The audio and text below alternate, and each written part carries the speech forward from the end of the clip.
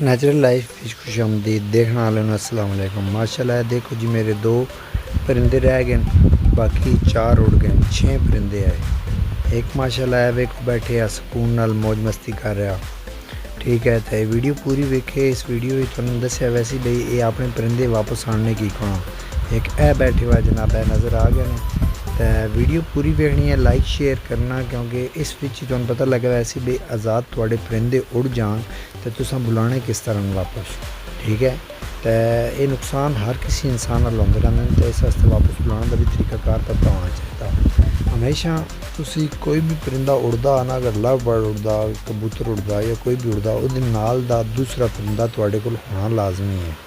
ठीक है, 10 उड़ गए ना तो एक कैद कर छोड़ो, अपने कोल पिंजरे कैद करके रखो उसकी आवाज़ और उसकी साउंड नाल।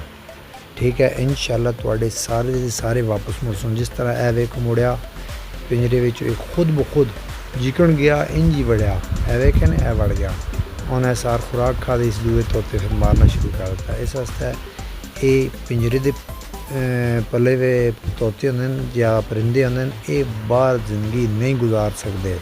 ठीक है, इन्हें जिंदगी मुड़ जुड़ के पिंजरे विच ही गुजारनी। वेखो तुसी 6 आए, 4 उड़ गए, 2 रह गए और 6 दे 6 फिर अपने पैरों पर वेख लो वापस आ गए, आए नहीं आए। इस वास्ते पिंजरे का परिंदा ये वापस आंदा ही आंदा। लाइक शेयर करो, सब्सक्राइब करो। और देखो मेरा नुकसान सारा वापस आ गया, मेरा नुकसान होया पर सारा वापस आ गया। पूरा दिन गुजारा ना, शाम को अपने घर आ गया। इस वास्ते लाइक शेयर सब्सक्राइब लाजमी करो। अगली वीडियो इंशाल्लाह अपडेट कर दें थोड़े।